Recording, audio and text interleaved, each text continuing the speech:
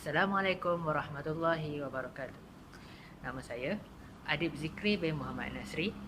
Nombor metrik D2019 108 6975. Topik yang akan dibincangkan ialah penerapan pendidikan seksual dalam PDP. Apa itu pendidikan seksual?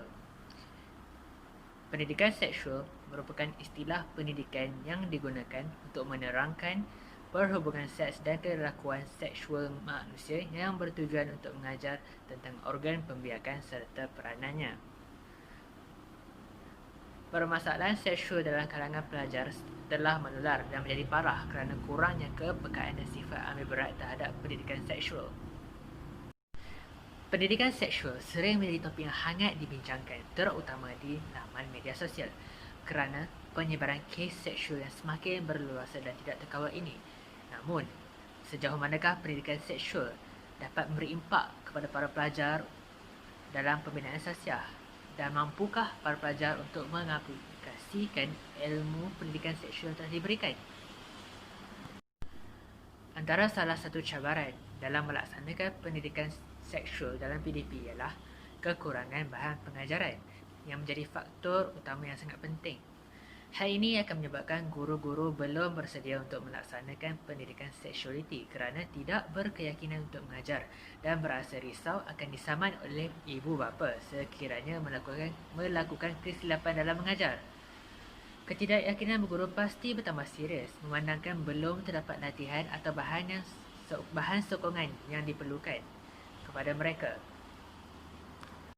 Ini menyebabkan pendidikan seksualiti dalam PDP masih tidak dilaksanakan. Oleh yang demikian, kekurangan bahan pengajaran pendidikan seksualiti merupakan faktor utama kenapa pendidikan seksualiti dalam PDP tidak dilaksanakan secara optimum. Seterusnya, sekiranya pendidikan seksual dalam PDP tidak dilaksanakan, akan mendatangkan kesan negatif. Antara kesan negatif tersebut ialah tingkah laku pelajar yang tidak terkawal, ketagihan dan nafsu yang tidak terkawal untuk menonton video-video pornografi atau lucah. Seterusnya, berlakunya seks rambang antara pelajar yang akan membawa kepada kehamilan, dan seterusnya akan berlakunya kes pembuangan bayi.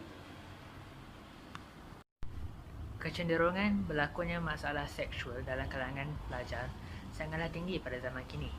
Bagi membendung perkara ini, kaedah pendidikan seksual perlulah dilaksanakan. Antara kaedah tersebut ialah pelaksanaan program yang betul dan terkawal agar murid-murid lebih peka terhadap perkara ini jika pihak sekolah memandang serius.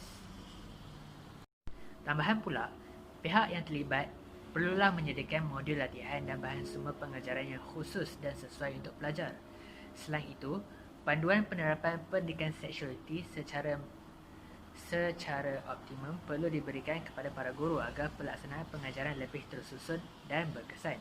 Oleh yang demikian, penyesuaian pendidikan seksual menerusi program pendidikan seksual mampu memberikan pelajar ilmu yang asas mengenai pendidikan seksual.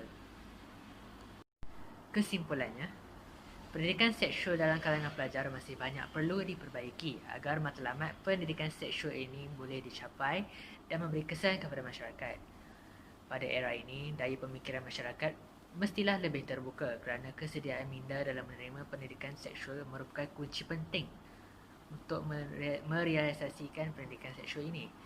Pendidikan seksual ini bukan sahaja boleh diperkasakan di sekolah, malah boleh diluaskan di internet seperti blog dan laman media sosial.